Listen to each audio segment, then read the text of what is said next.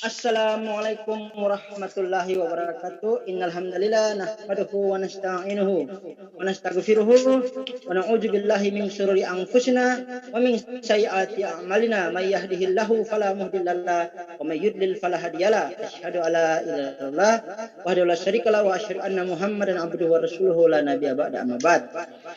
Jumpa kita siang kali ini akan melakukan diskusi santai antara Gurunda Juma dengan Bapak Pendeta Martinale, ya. Dan juga tema yang bakal dibahas hari ini terkait dengan siapakah Nabi yang benar, Paulus atau Muhammad. Sebelum kita memulai tema di siang hari yang berbahagia ini, mungkin saya sapa dulu ya terkait dengan para narasumber nih. Assalamualaikum Gurunda. Waalaikumsalam warahmatullahi wabarakatuh. Gimana kabarnya? Alhamdulillah sehat seperti biasa. Oke, cakep ya. Untuk Pak Martinale, Assalamualaikum. Ya, Waalaikumsalam. Mas Lemkha. Ya. Oke, sehat ya? Insya Allah sehat ya? Sehat, puji Tuhan sehat. Ya, puji Tuhan ya. Nah, mungkin untuk mempersingkat waktu, saya rasa kita mulai saja diskusi kita kali ini ya. Untuk Gurunda, saya persilakan untuk melakukan opening statement ya.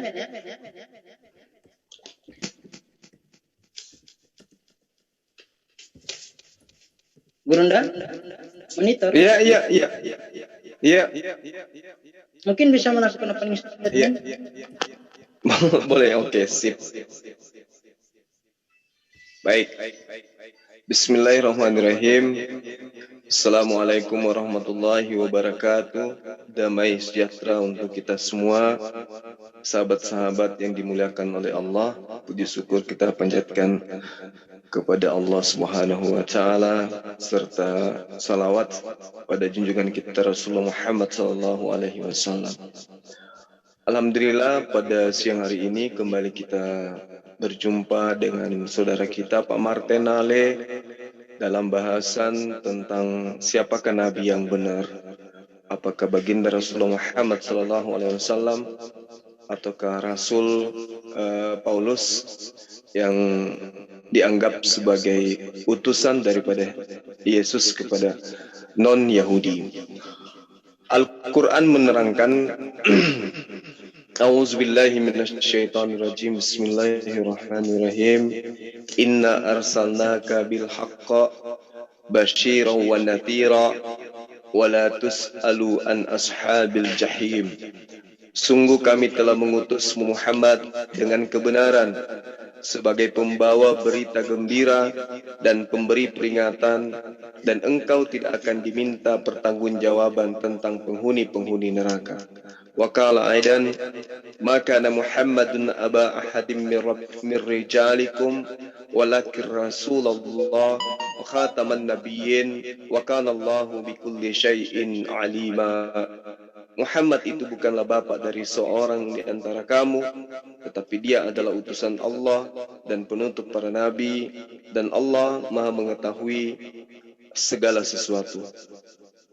Jadi Al-Quranul Karim dalam hal ini Allah pencipta langit dan bumi memproklamirkan kepada manusia tentang kenabian dan kerasulan baginda Rasulullah Muhammad sallallahu alaihi wasallam melalui Al-Quranul Karim. Maka Muhammadun aba ahadim min rijalikum walakin Rasulullah wa khataman nabiyyin. Jadi beliau disebut sebagai nabi dan sekaligus disebut sebagai rasul. Saya kira itu sebagai pembuka dari saya. Kiranya kita semua dalam dialog ini bisa menerima paparan-paparan kami, baik dari saya maupun dari Pak Martin, dengan hikmat, sehingga kita semua bisa menjadikan sebagai edukasi dalam kehidupan sehari-hari. Silakan Pak Martin. Ya, mantap ya. Ya, mungkin untuk opening statement dari pihak Kekristenan mewakili oleh Pak Martinale, saya persilakan dulu Pak Martin ya. Dari mana undangan? Ya. Saya mulai ya.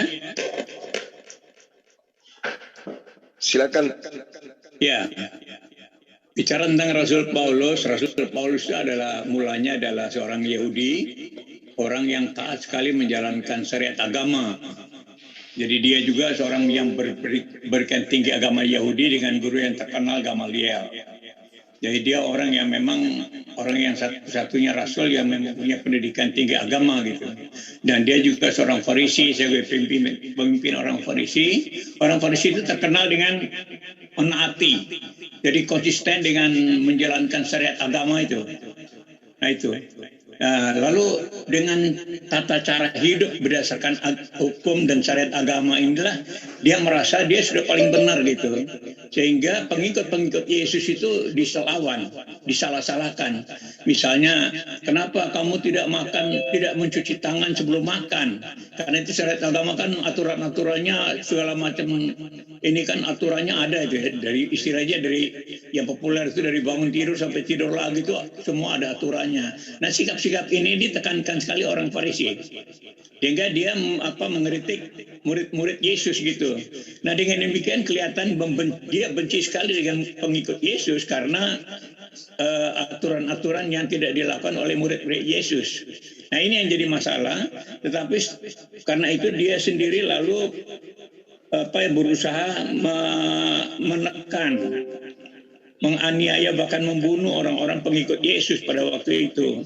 Nah dalam rencana ini dia lalu dibukakan pikirannya oleh Yesus yang sudah naik ke surga itu dengan cahaya sehingga akhirnya dia rebah.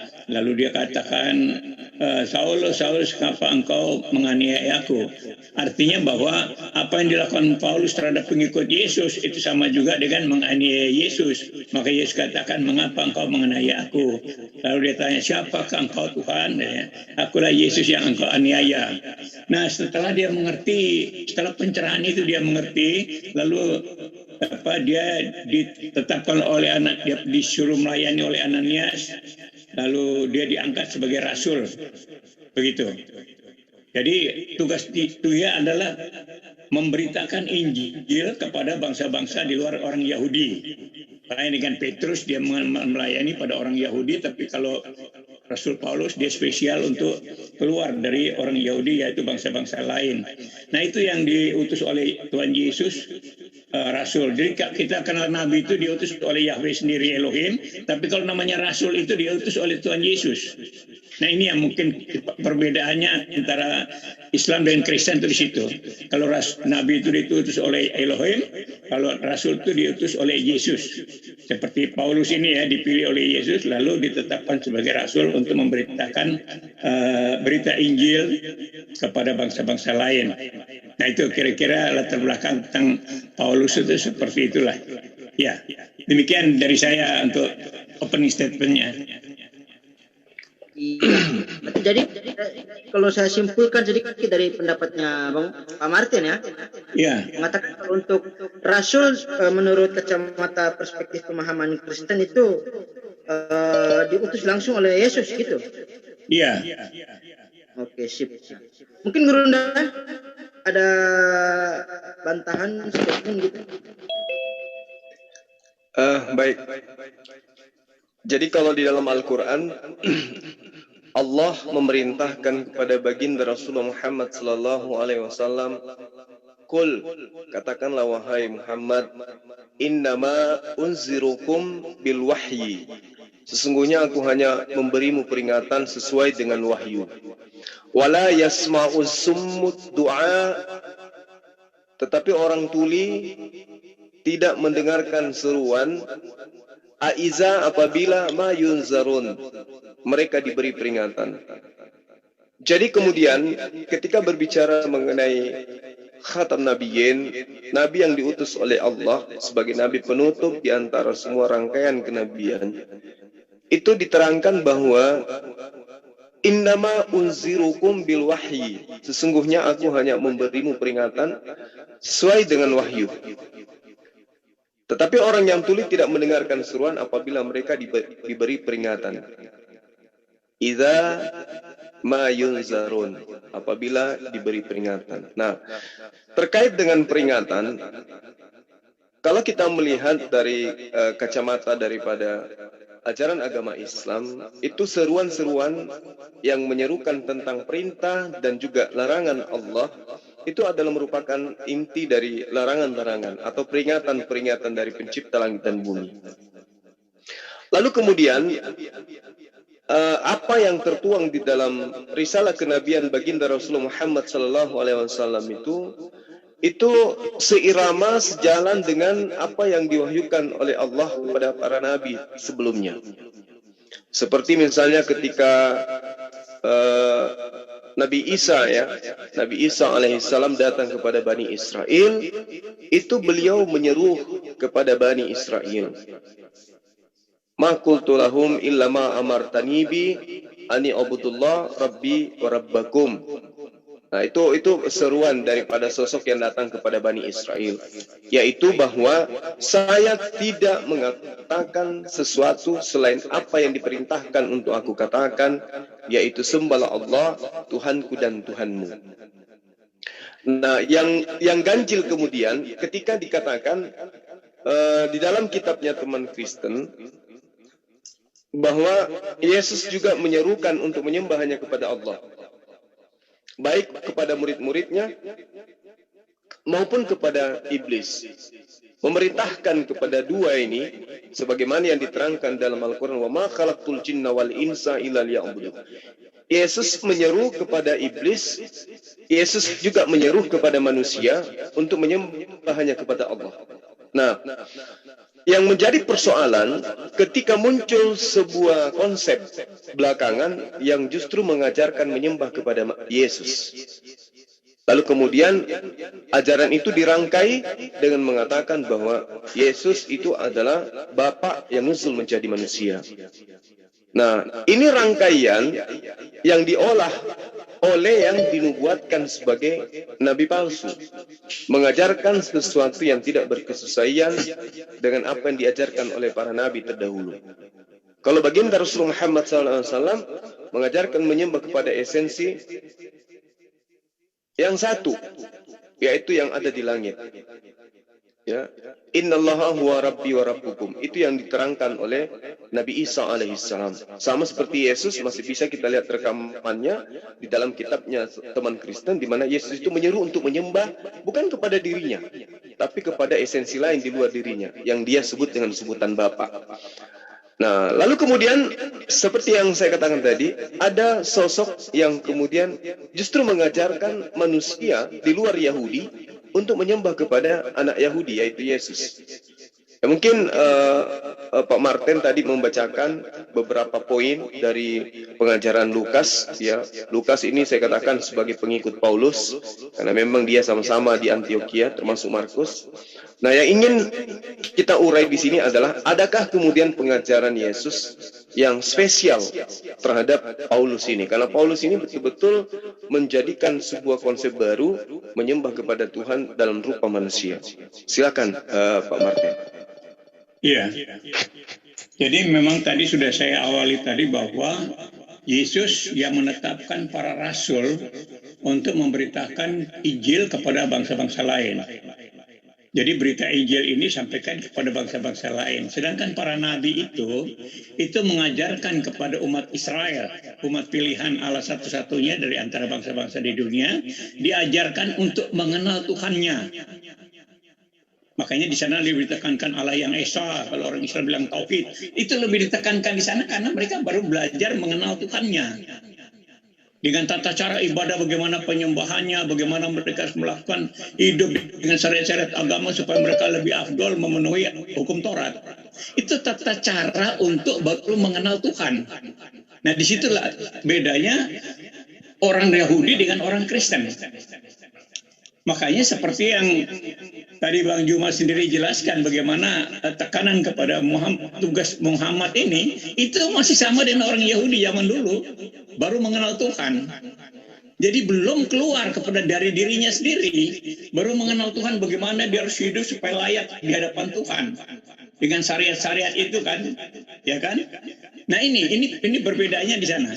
Sedangkan Yesus datang, dia menggenapi syariat hukum Taurat dan semua syariat, bahkan kitab para nabi dengan aturan-aturannya itu digenapi, dalam arti bahwa Tiap-tiap orang Kristen itu harus punya kewajiban untuk memberitakan Injil kepada bangsa-bangsa lain. Artinya dia memperhatikan bagaimana kehidupan sebagai umat Tuhan yang benar itu seperti apa. Bukan seperti orang Yahudi yang baru melakukan tata cara ibadah, syariat agama, hanya sekadar untuk baru mengenal Tuhan. Kita sudah lewatin itu dan kita sekarang sampai tahapan untuk memberi kesaksian kepada orang lain, pada umat lain, kepada bangsa-bangsa lain, bahwa ada penyelamatan oleh Tuhan. Nah, itu tugas orang Kristen di situ, sedangkan orang Yahudi dengan nabinya baru belajar mengenal Tuhan melalui hukum Taurat dan syariat agama. Nah, setelah digenapi oleh Yesus, orang Kristen punya kewajiban untuk memberi kesaksian kepada bangsa lain, terutama melalui sikap hidupnya ya. Jadi memberitakan kepada bangsa lain itu bukan berarti kita baca Alkitab di jalan-jalan untuk itu, tidak. Kalau memang perlu, memang itu harus dilakukan. Tetapi yang secara umum itu adalah sifat perilaku, karakter orang Kristen itu harus bagus. Itu yang dimaksud itu, memberitakan Injil, memberitakan kabar sukacita bahwa dia sudah pasti selamat, karena itu dia harus membagikan itu kepada orang lain supaya orang lain juga selamat dengan cara hidup yang benar. Makanya orang Kristen ditekankan oleh Tuhan Yesus supaya mengasihi sesama. Dan ini tantangan bagi manusia, karena manusia tidak suka dengan sesamanya yang berbeda dengan dia. Tapi Yesus tidak. Yesus mengajarkan supaya kita mengampuni musuh, memberkati orang yang menganiaya bahkan. Itu supaya kita bisa memberi kesaksian bahwa hidup yang benar dari Tuhan itu adalah melayani sesamanya, bukan memusuhi, bukan membeda-bedakan, mengkafir-kafirkan misalnya, atau menyesatkan orang, bukan itu. Kalau orang lain sesat, jangan sesat, ya kita buktikan aja hidup yang benar, bukan sekedar kita mencaci orang gitu loh. Nah, itu yang diajarkan Tuhan Yesus seperti itu, supaya kita melakukan hal yang benar sehingga menjadi bukti, menjadi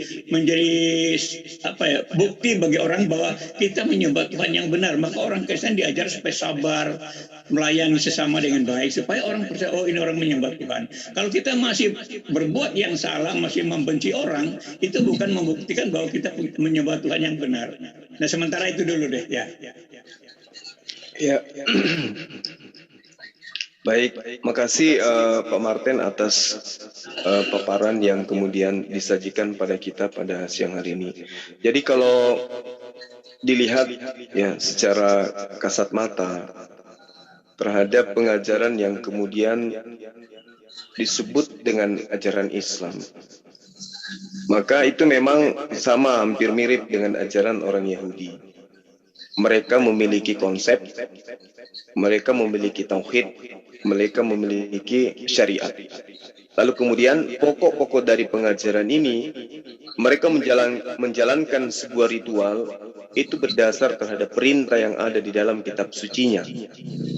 Nah, itu terjadi di dalam kehidupan Islam dan juga sebagian daripada orang-orang Yahudi yang mentaati terhadap perintah yang datang kepada nabi-nabi mereka. Lalu kemudian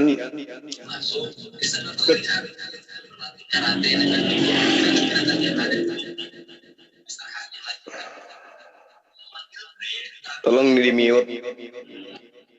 Ya. Lalu kemudian ketika Islam itu datang, Islam itu dirangkai dengan ajaran baginda Rasulullah Muhammad SAW yang mengajarkan tentang segala sesuatu yang berkaitan dengan kemaslahatan hidup di dunia dan di akhirat. Ketika manusia ingin mencapai kehidupan di dunia dengan bahagia, Islam melalui Rasulullah itu disajikan. Menginginkan kehidupan keselamatan di akhirat, juga baginda Rasulullah Muhammad SAW menyajikan. Kedua-duanya pun sama. Ketika menginginkan kebahagiaan dunia dan akhirat, juga disajikan oleh baginda Rasulullah Muhammad SAW.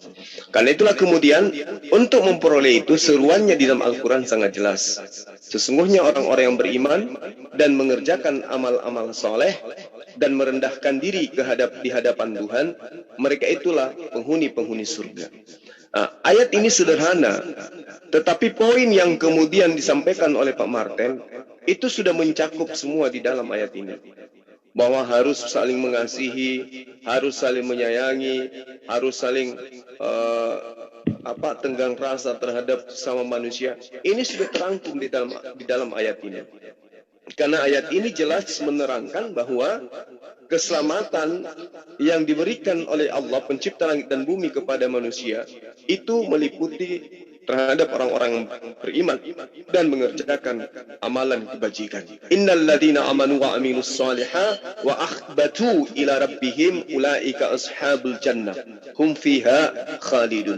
Jadi baginda Rasulullah Muhammad sallallahu alaihi wasallam sebagai pembawa peringatan memberikan ultimatum jelas. Innal ladzina amanu, sesungguhnya orang-orang yang beriman. Siapa mereka yang beriman ini? Orang yang beriman ini adalah orang yang membuat orang di sekelilingnya menjadi nyaman dengan keberadaannya. Orang-orang beriman di dalam konsep Islam adalah orang yang ketika dia tidak ada, orang merindukannya. Dan ketika ada, orang mengagung-agungkannya. Lalu kemudian diterangkan lagi di ayat ini bahwa wa amilus salihah, orang-orang yang melakukan pekerjaan-pekerjaan soleh. Jadi dikatakan beriman dan mengerjakan amalan soleh. Amalan soleh itu tadi memiliki akhlak yang baik, bertatap krama yang baik, dengan berucap yang baik, membuat orang lain itu menjadi aman. Mau agama apapun dia, ya orang-orang merasa aman dengan keberadaan orang-orang yang melaksanakan amalan soleh ini. Lalu kemudian yang dijanjikan oleh Allah dengan Islam dari baginda Rasul Muhammad SAW merendahkan diri kepada Tuhan. Apa yang dimaksud dengan merendahkan diri kepada Tuhan? Tunduk kepada aturan mainnya Tuhan. Yang perintah dilaksanakan, yang larangan ditinggalkan. Ajaran inilah kemudian tentu bersumber daripada Nabi yang betul-betul utusan dari Tuhan. Nah, ini data. Innal ladzina amanu wa amilus salihah wa akhbatu ila rabbihim. Ini data.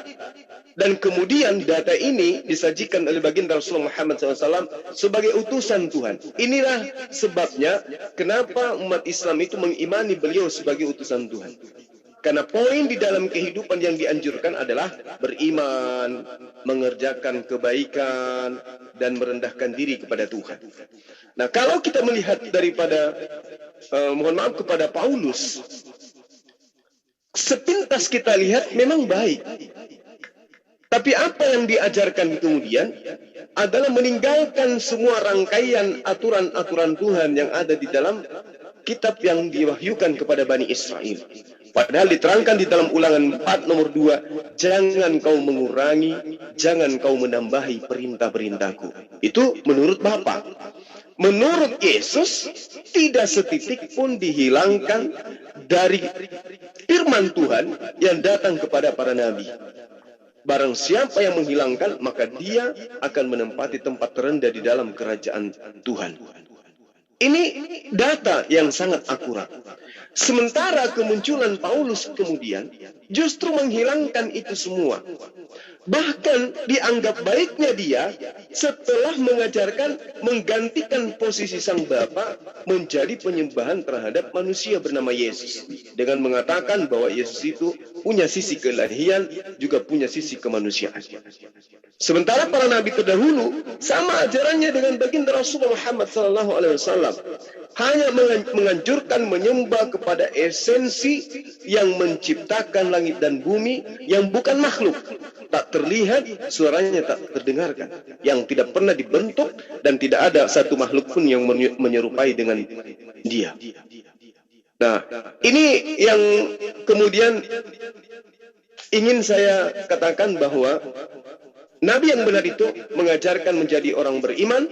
Beriman itu adalah mempercayai perintah-perintah Tuhan. Kemudian Nabi yang benar itu mengajarkan kebajikan. Kebajikan dimaksud di sini adalah amalan soleh. Amalan soleh ini adalah perbuatan yang mendatangkan amal baik.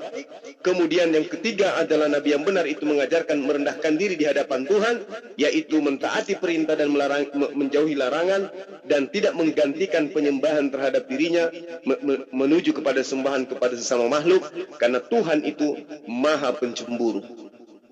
Saya kira begitu dari saya, Pak Martin. Silakan Anda boleh mensinkronkan antara ajaran para nabi dengan ajaran Paulus. Silakan, Pak. Jadi Rasul Paulus itu justru melakukan apa yang dimaksud dengan hukum Taurat dan kitab para nabi. Apa yang dikatakan digenapi oleh Yesus. Itu sebenarnya itu. Jadi yang dilakukan Rasul Paulus ini itu bertentangan dengan apa yang dia lakukan dulu sebagai orang Farisi. Itu yang dia maksud ke sana. Kalau dulu dia melakukan semua itu. Tetapi sekarang tidak lagi. Bahwa sekarang itu difokuskan kepada kelakuan, perilaku kita terhadap sesama.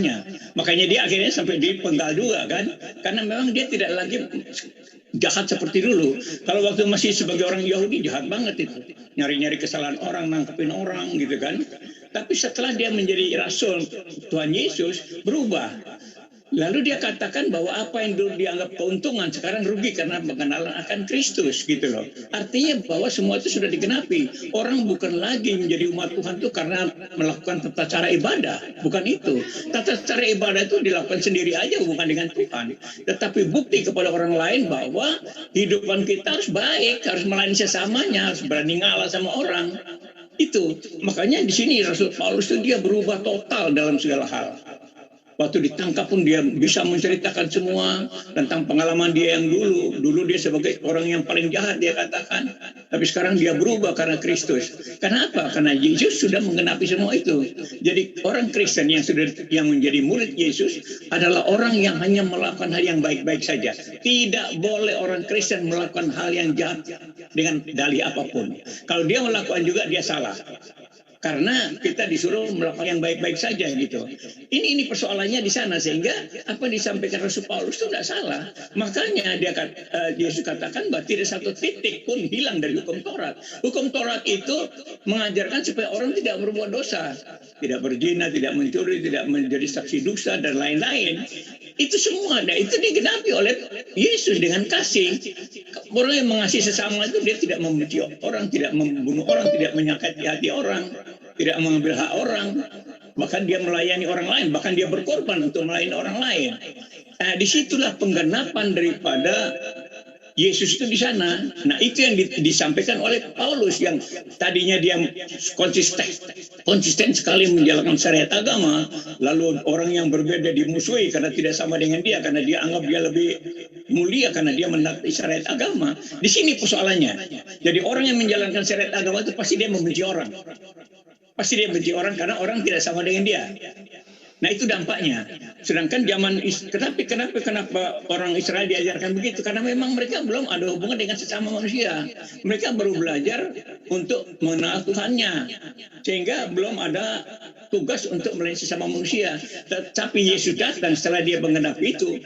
Keadaan berubah lagi. Yang tadinya hanya ngurus diri sendiri ibadah dengan tata cara ibadah yang sudah ditentukan itu.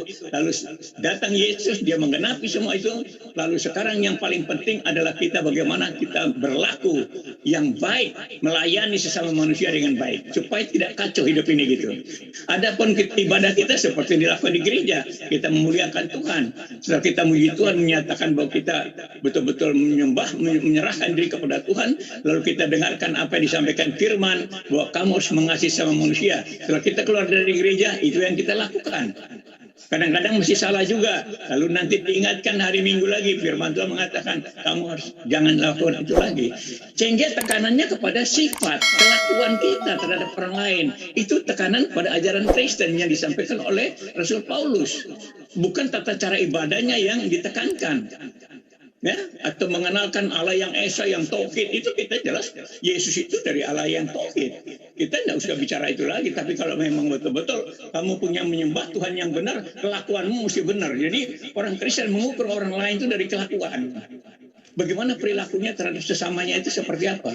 Itu ukuran orang Kristen. Makanya kita diapain pun kita tenang aja gitu loh. Orang boleh ngomong macam-macam, tapi lihat aja kelakuanmu. Apa kamu kelakuanmu baik sama orang apa enggak? Itu ukuran orang Kristen di sana. Sehingga kita tahu pasti bahwa disinilah puncak ajaran itu di Kristen.